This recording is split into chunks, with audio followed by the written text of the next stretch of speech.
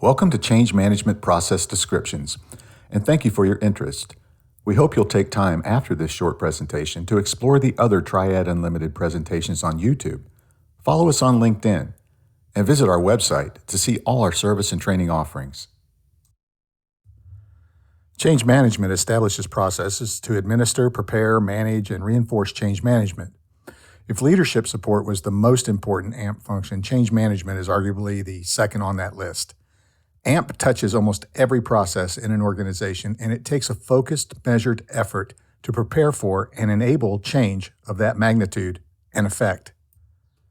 As with all functions, there are four processes associated with change management.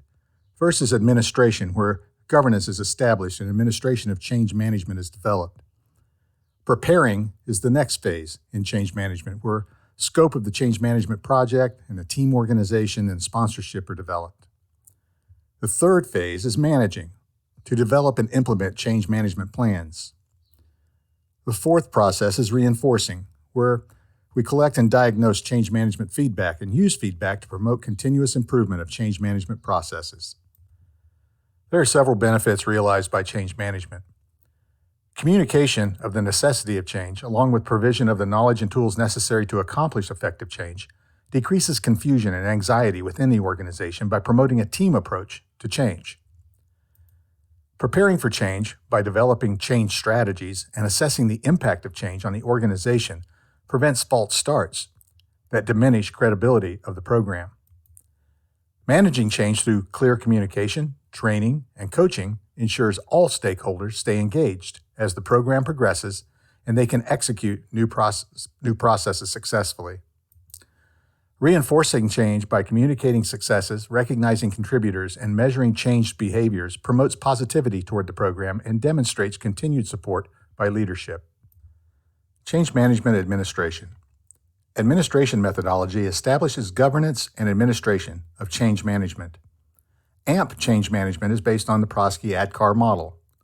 ADKAR stands for awareness of the need for change, desire to participate in and support the change, knowledge on how to change, ability to implement required skills and behavior, and reinforcement to sustain the change. The first step in administering change is to create awareness of the need to change. This message must be clear and concise, communicated in terms that all stakeholders can understand and appreciate. Next is creation of desire to support the necessary changes by pointing out the benefits to the individuals and the organization. This is vital since this is answering the what's in it for me or WIFM for the individual. If the explanation isn't compelling, inertia is sustained. Training related to the new processes must include information about how to change successfully by clearly demonstrating the differences between current state practices and desired state practices. This may include the entire organization or just be part of an individual's training plan. Reinforcement of the new processes and practices should be positive whenever possible in the form of recognition and reward for successful execution of new processes and demonstrated benefits. Negative reinforcement, such as reprimands or other punishment for not following new processes, should be avoided until necessary. The first step in implementing this model is Process 2, where we prepare for change.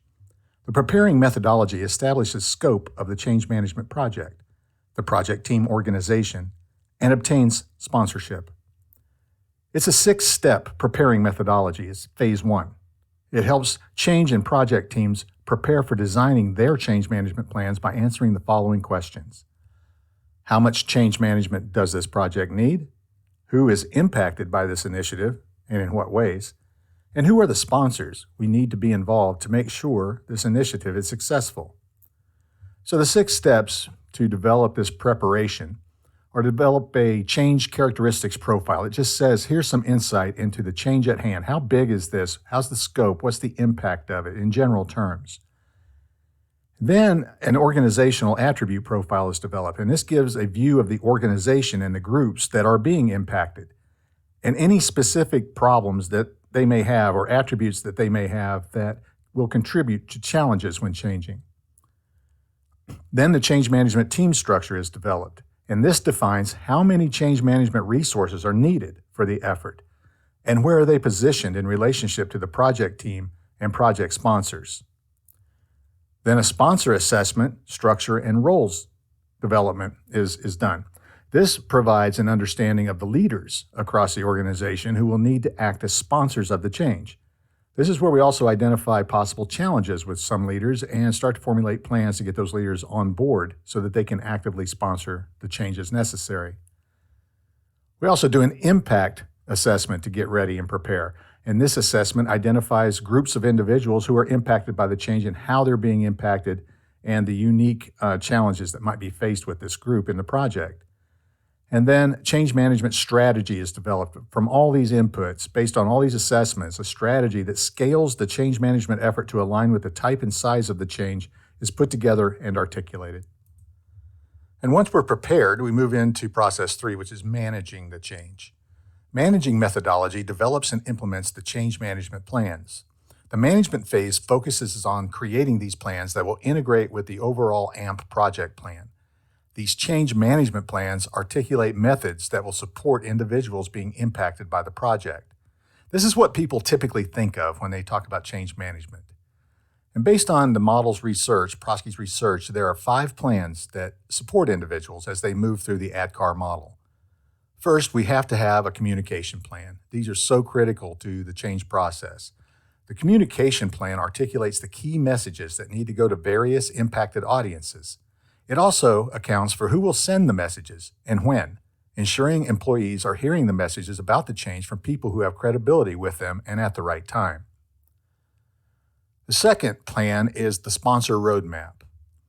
The sponsor roadmap outlines the actions needed from the project's primary sponsor and the coalition of sponsors across the business.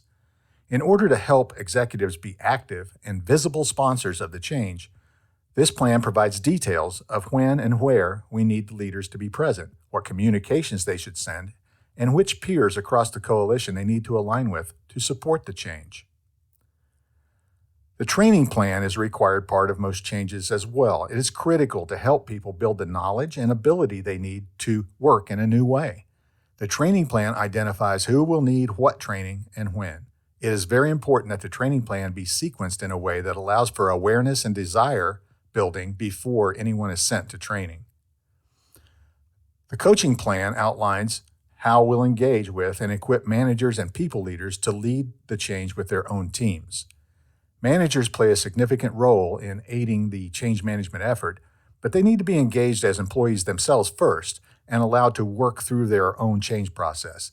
Then they can have the information and tools they need to lead the same change process within their own teams.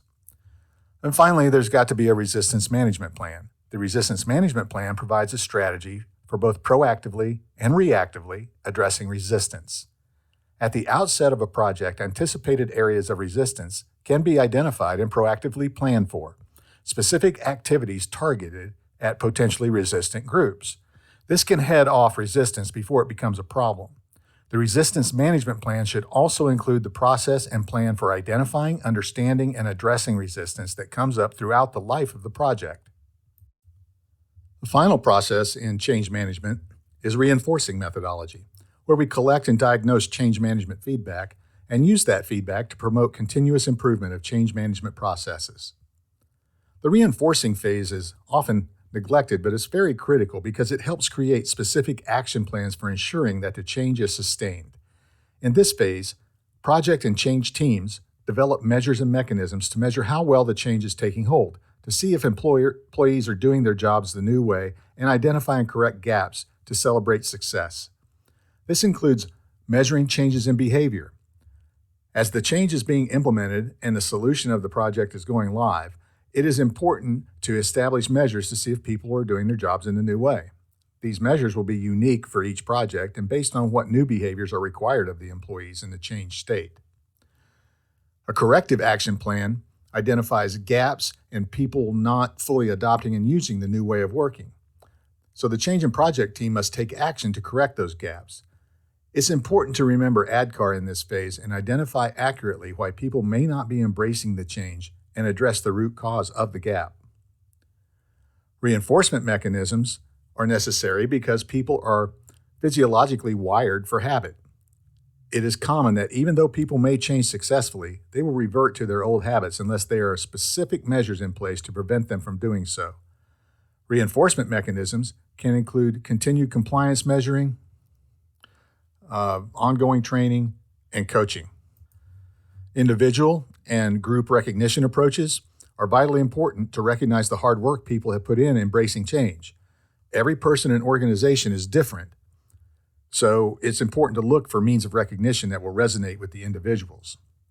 There need to be success celebrations, because in addition to recognizing the achievements of individuals and groups who have changed successfully, it's important to publicly highlight the success of the initiative and provide opportunity to celebrate the hard work that went into getting to a new future state. And finally, there needs to be an action review. It's common in project management. An after-action review of the change management effort helps to identify strengths of the change effort to be replicated in future projects, as well as areas where different actions should be taken next time to drive a more successful outcome. And here's a summary of the change management function. We talked about ADKAR, and it stands for awareness, desire, knowledge, ability, and reinforcement. Change management strategies are based on structured assessments, resulting in an AMP project scale that is aligned with the type and the size of the change. Change management plans provide methods to support individuals being impacted by the project. And the reinforcing phase helps create specific action plans for ensuring that change is sustained. This concludes the Change Management Process Descriptions presentation. Thank you for your participation.